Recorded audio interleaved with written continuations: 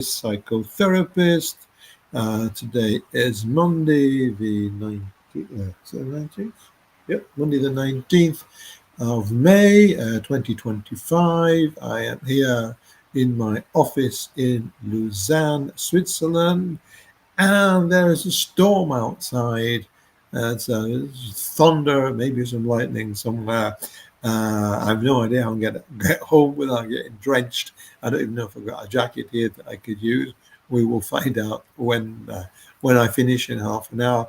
We'll see if it softens up or if I'm going to get totally drenched on the way home. So tonight I want to talk about success. What is success? A very, very important subject for today challenge because we need to know if we're doing the right thing, if we're on the right path. So I will be talking about success, what is success, and if you're going the right way, and if we need to reflect on that, and if we need to change something. So with that, as usual, since I am doing the 70-day challenge with you, hello, I'm doing the 70-day challenge with you. So I'll talk a little bit about how I'm doing today. As today is Monday, it's a fast day. So I finished eating Sunday evening, and I will not be eating again until sometime on Tuesday.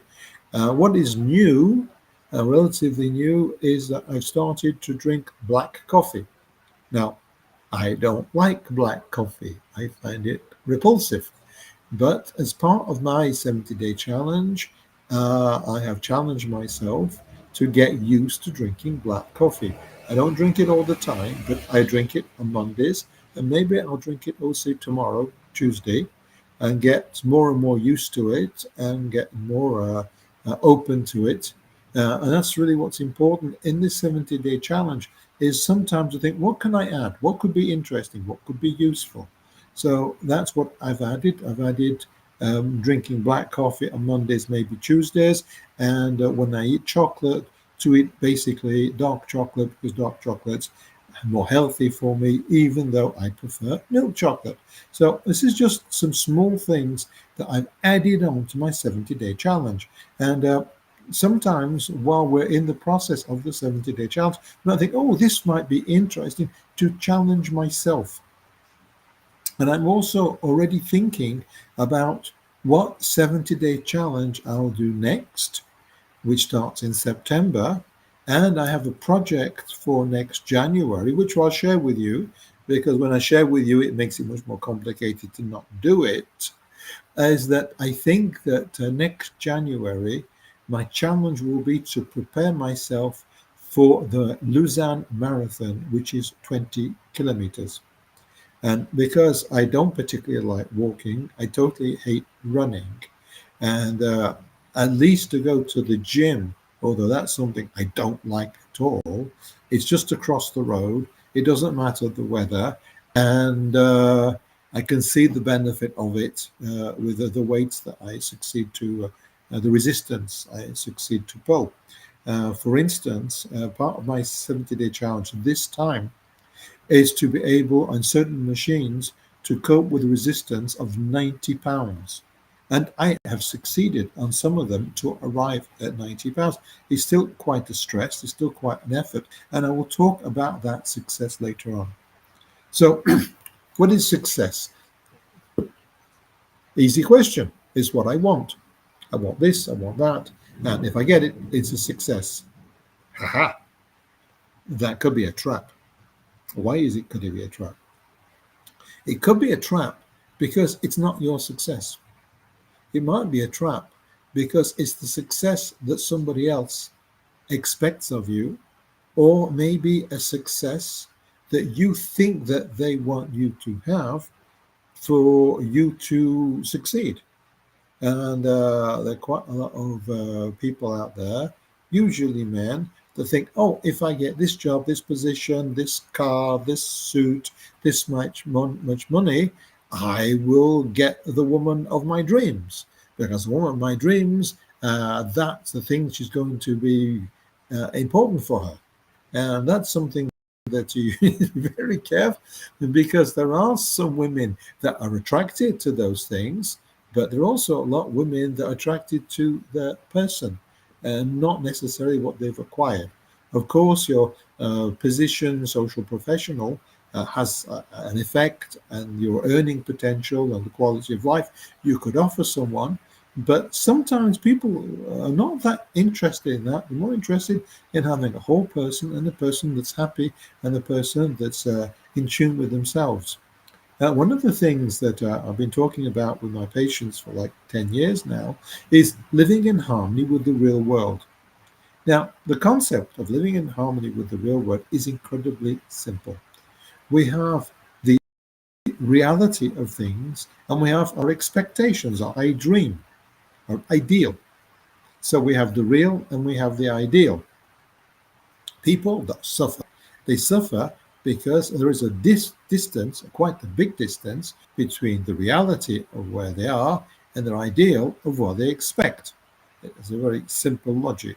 And the image that I use, which comes strangely enough from the Bible, is an arrow and the target.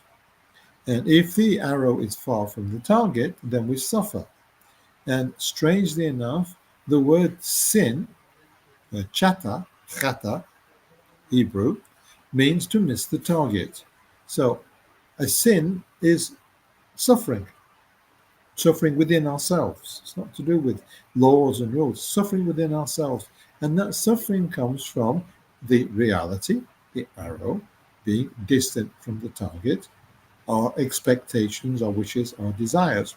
Now, in this reflection, when I talk to people and they say, hey, I'm far from my wish, my desire, I mean, it's not just that you need to change your reality to fit your desire. Sometimes it's really important to question the target, what it is you're after, what you consider to be success.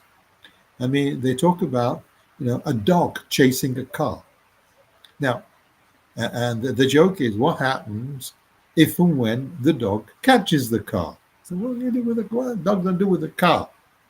Nothing much.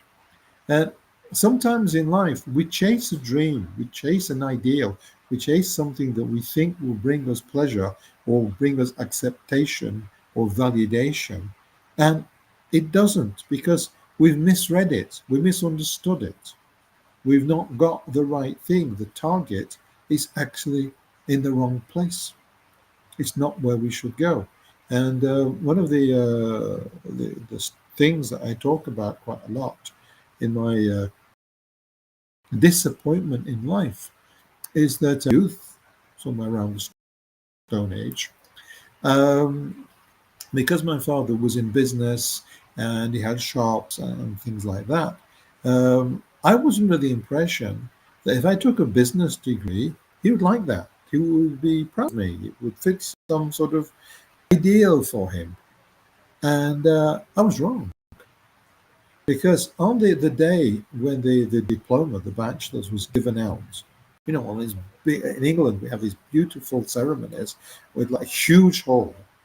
And we have, like, 1,000, maybe 2,000 people. I have no idea how many people, but there's a vast amount of people.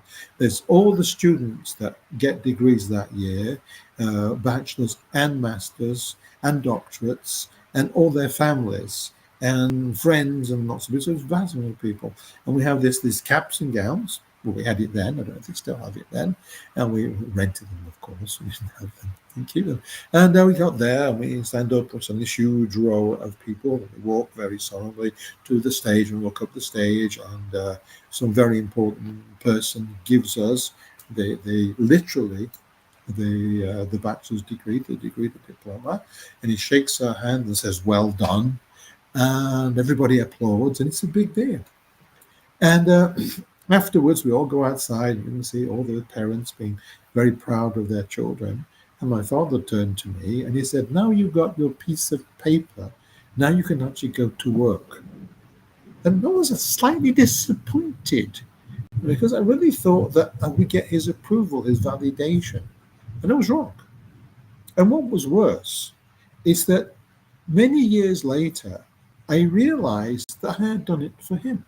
I hadn't done it because it was what I really, really wanted to do. Afterwards, I realized what I really, really wanted to do was cinema. I should have gone to cinema school. I love to write. I made a short film before I actually got to university.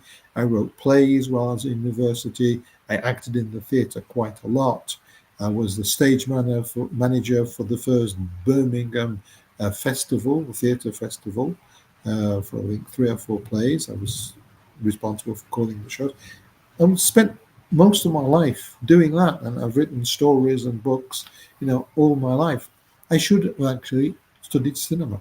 It would have maybe been the path I should go on. So the idea for me to get a business degree was false. And I'm not saying that there was no benefit from it. I had wonderful benefit. I met my best friends in life there. They're still my friends, and I have no other friends, just like them. But they came from that. They've been my friends for 45 years, and they're still there. So it's just a huge, huge gift the universe gave me. And as I say, I did lots of interesting things while I was there. So it wasn't a total loss. And education is education. I learned a bit about law. I learned my first bits about psychology there, and lots of other interesting things that are still of value to me nowadays. And I had an industrial placement year. We had adventures, which I still talk about. So it wasn't lost, but it was a false goal. It wasn't what I should be doing. So one of the things that it's important to be always aware of is that, am I actually going down a path that's my path for myself? So that's the first thing that I want you to keep in mind, is that, is this your goal?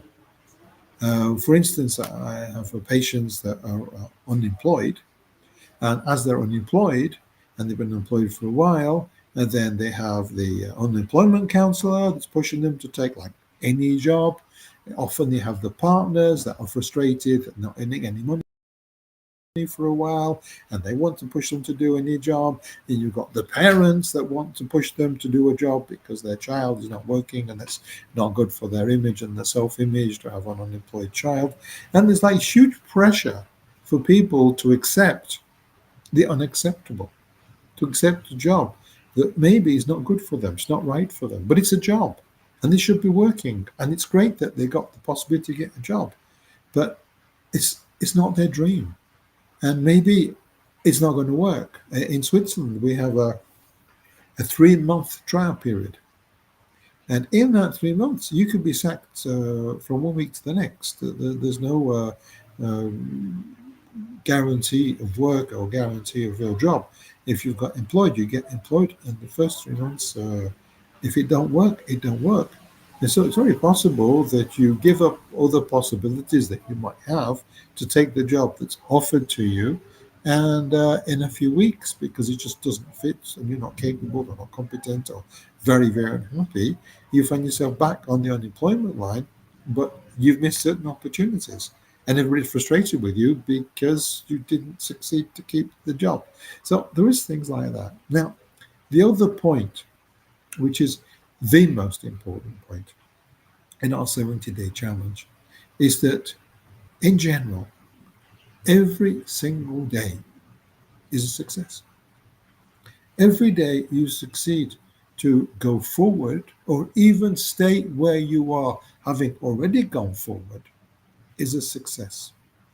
And I'll explain that becoming static, why that's a success.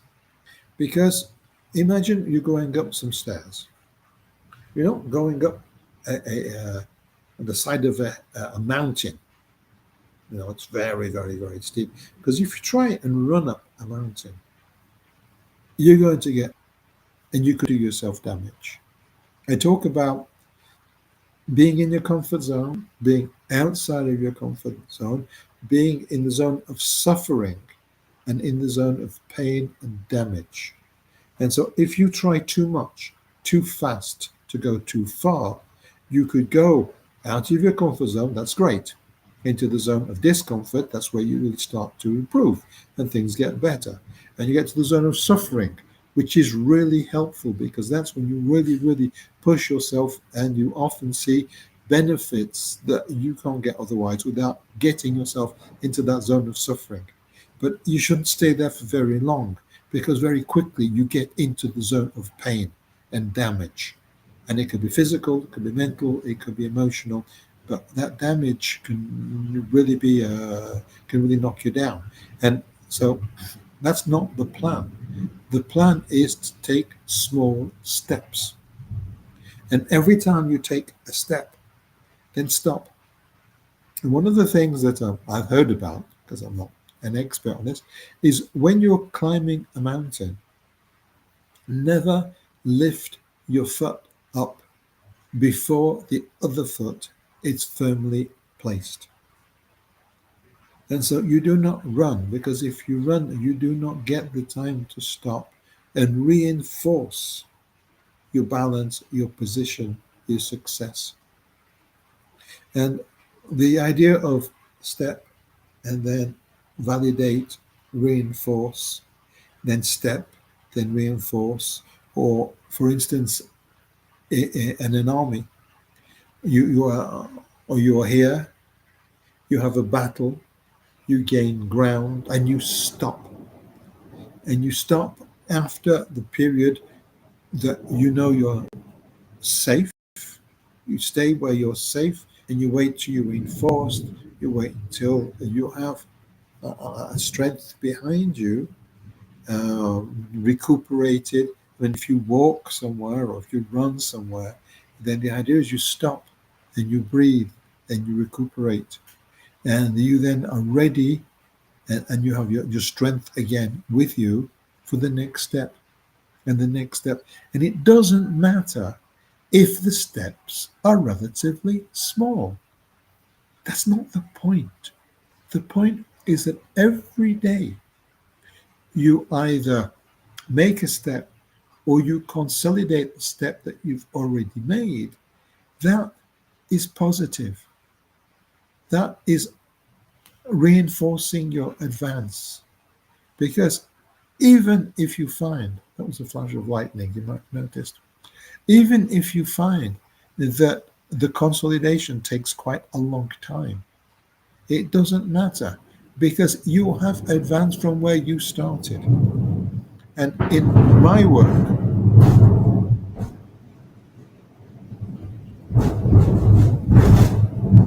ooh, that noisy. It's a big storm. I don't know how I'm going to get home tonight. I'm in the office. I need to walk, at least walk to the bus. And after the bus, I need to walk home from the bus stop. So I don't know how I'm going to get home. I don't know if I've got a rain jacket or something, anything to keep me dry, but we'll see. If I get wet, it's a way to have a shower. It's summer. It's not too bad. I get home, I can change my clothes. It's not the end of the world. If it was coming to work, it would be much worse because then I'd be wet clothes, wouldn't know how to do for the rest of the day. But going home, it's no big deal. But step by step by step, everything you do, you need to reinforce. For instance, my goal, one of my goals for these 70 days is on certain machines at the gym is to go up to a resistance of 90 pounds.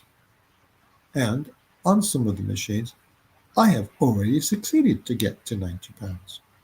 And this evening, I said to myself, oh, I've succeeded to do 90 pounds. Tomorrow, should I increase the resistance? And that's the voice of, I want to go forward. I want to be wonderful. I want to be able to brag to everybody how strong I am, how wonderful I am. And then the voice of reason said, no, don't do that. You need to consolidate. You need to stay this week at 90 pounds. You need to consolidate what you've acquired. And once you consolidate what you've acquired, then you can go to the next step. After all said and done, this is only the fourth week. And there's 6 more weeks. So I don't know where I'm going to get to at the end of the 10 weeks. So that's 6 more weeks to go. And again, if I push myself too much because of my ego, and many people do themselves harm because of ego, that's not success. Ego can be your worst enemy. You need to be very, very careful that your ego does not push you so far out of the comfort zone that you end up in the danger zone. Very careful. So my ego says, oh, I can keep going and go for more and more and more. And then the voice of reason, because I do have a voice of reason within me, strangely enough, the voice of reason says, no, this is a point of consolidation. Take this week, consolidate, do the same, do the same, do the same, until it becomes acquired. It just becomes normal. You're not pushing yourself and pushing yourself and pushing yourself. Because next week, I can go up. I can go a few pounds. There's lots of, I think there's three intermediate steps on these machines. So next Monday, I can go up one. And that will be reasonable. I'm not doing myself any harm. But I am in a world of success. I'm in a world of success because I keep challenging myself to do things and I watch the small successes, the small increments, the small advances. For instance, and I don't know if I've said this to you in English or I've said it only in French. So if I've said it before, I excuse myself because I forget what I've said and I've said in which live episode. That one of my challenges for this 70 days is drinking black coffee. Now, I don't like black coffee. I find it aberrant. I like milky coffee. That's my thing. Very milky coffee. But since Monday is a day that I am fasting, then I don't allow myself usually to drink anything hot, except maybe, I don't know, squeeze of lemon and some hot water, something very, very, very anorexic. And since last week, I've said, I was very tired, very, very tired today. I was very tired, and I need to have something. So I made myself a black coffee.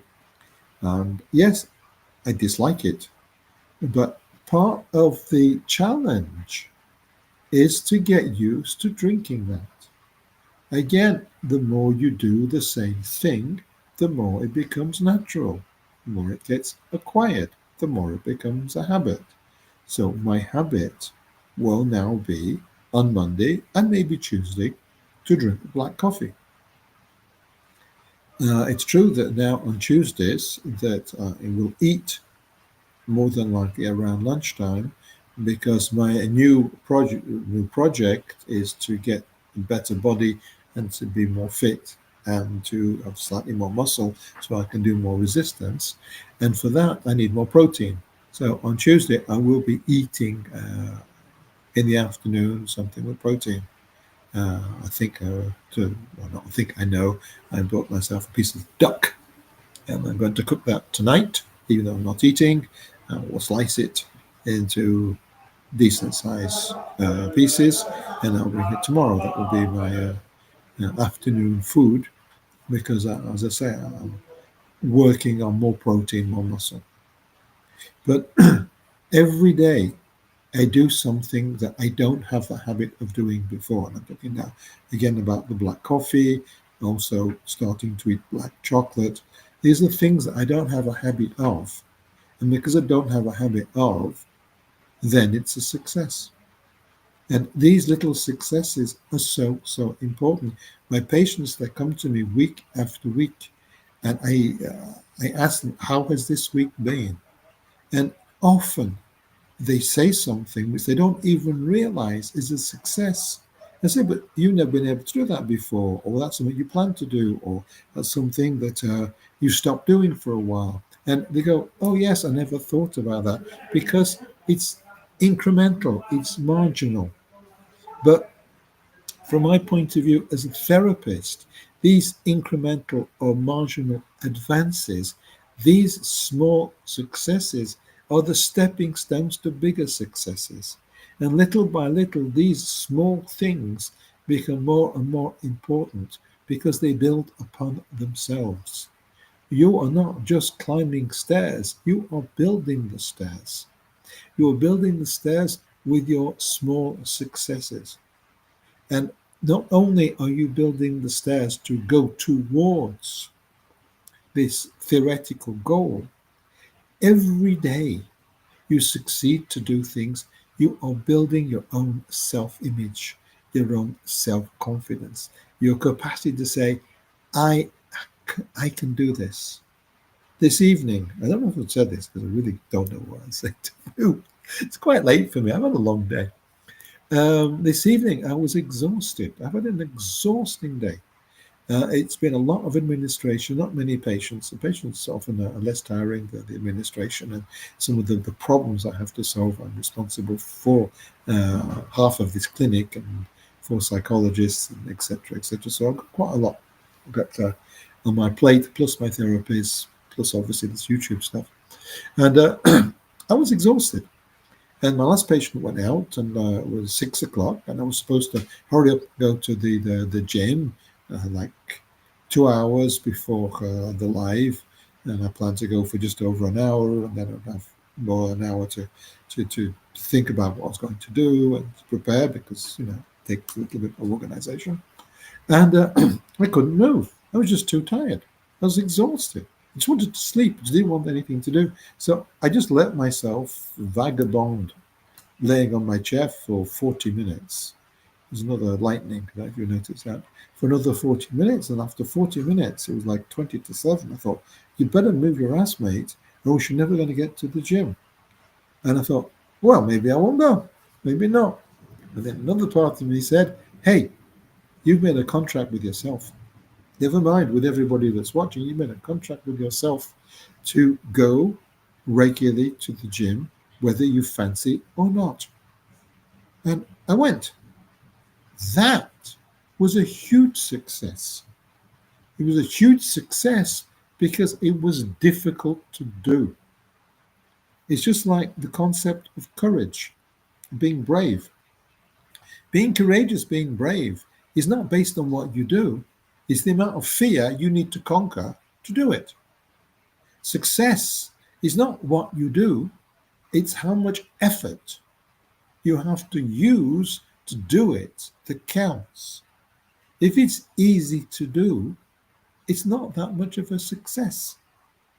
You get people that love the gym, love going, and love the people, and they go like, and they chat, and they discuss, and they do a bit of this, and they do a bit of that. It's no big deal. It's no big deal, but because for them, it's something that's of a pleasure. People run. People love to run. And they run every day and they move their bodies and they breathe and then they it just it wakes them up, it makes them alive, it's what they need. It's not a big success. The success is really when you challenge yourself. And I know you're challenging yourself and you can feel proud of yourself.